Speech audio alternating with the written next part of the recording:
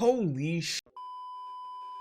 Listen, I've been doing a lot of stuff in real life, mainly family health problems, as you guys probably have heard, or a lot of you guys have heard even more detail. Not going to go into that right now, but I've been pretty much just mashing, getting my videos done, getting my progression videos done, and then just like peacing out from the Idle Heroes world for the rest of the day. Got 2 little kids, all this stuff, and then I'm just starting to get blasted by stuff on Discord and all this like questions, and I'm like, what there's drama that I don't even know about. Well, I'll talk about it here because it's really just stupid. It's not even anything.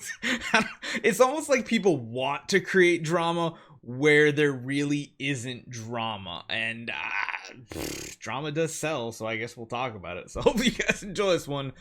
Let's give you a recap in case you guys missed it. You probably didn't.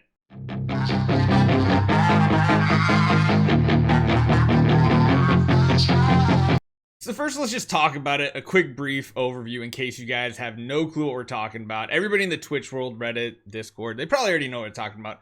But MK made a video the other day kind of in response to my new, it's just because it's new for what we talked about, the new path going for the option of a Hyperspace Hunter Ilamok instead of a Vesa on an early game account, instead of having, you know, the typical Vesa. You're always building your Eloise, you're then transitioning to Hyperspace Hunter Ilamok, and we both agree, eventually you're going to swap away from both of those heroes, build a Lord of Fear Aspen, build the Scarlet Queen Halora, and then other heroes such as Starwing Jara, Phantom Fire Lena. There is some flexibility when you get to that third Transcendence hero and even fourth.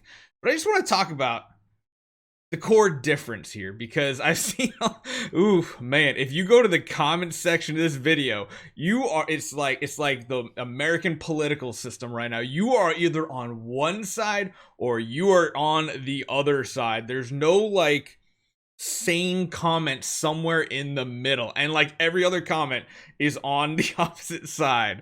Number one, no, there's no beef with MK. There never has been. Do we do much as far as integration together? No, we don't. We have completely different schedules. We're on 2 different parts of the world. It's really hard to coordinate it because my time for doing stuff is the complete opposite for him to do stuff. So that's kind of why ever since like 2020 was probably the last time we really had good collaborations. It was like MKX, Jump, June, Barry Gaming, all of us always online, always having time. But then, you know, life happens and you just can't get to it. I mean, people keep talking about the beef, the rebuttal. I mean, I guess we'll consider this a rebuttal, but it's just a fluff piece. Like, it really is. The part that I do know MK took offense to or did not like was the fact that when we were talking about Hyperspace Hunter Ilamok's Splendid block, I said, you know, there was an option if you wanted to sublime it. You could, but again, we're not specifically talking about free to play. We're not talking about low spender. We're not talking about high spender. Just kind of talking about the different options out there for you.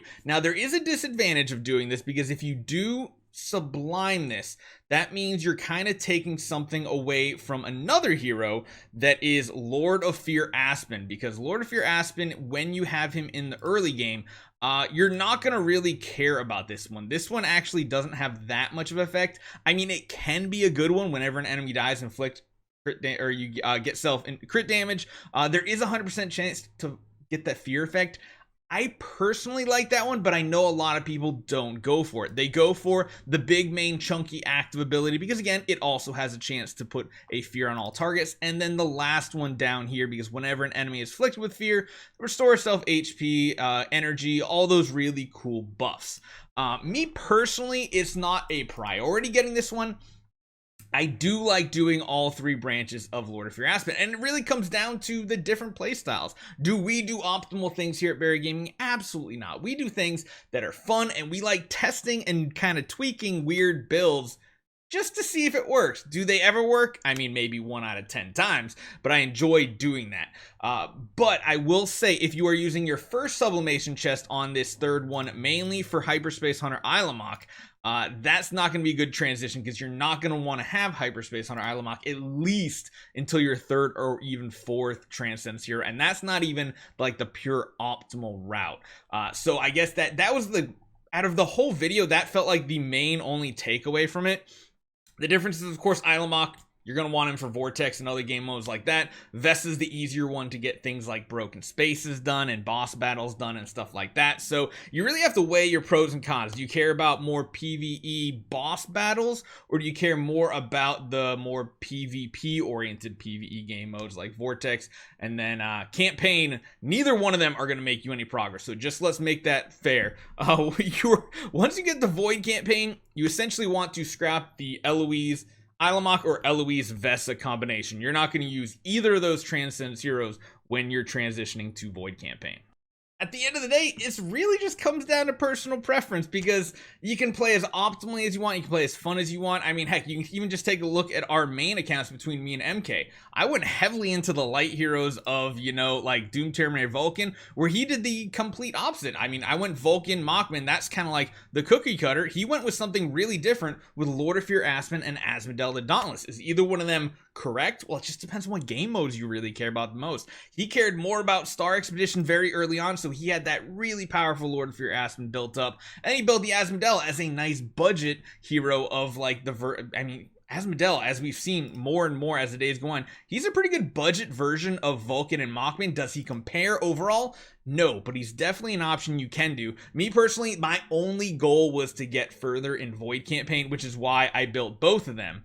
You technically only need one of them, but heck, even a B tier Vulcan, I think got us in Void campaign all the way up to 4-4, I believe it was. So it's like you can go really far without Giant Killer, so long as you prioritize a couple things. And I think that's the main takeaway from this.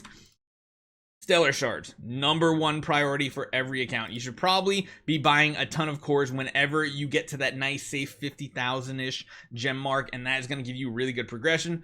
Please don't do Fate. Do Guidance. Just trust me. It's going to bite you in the butt.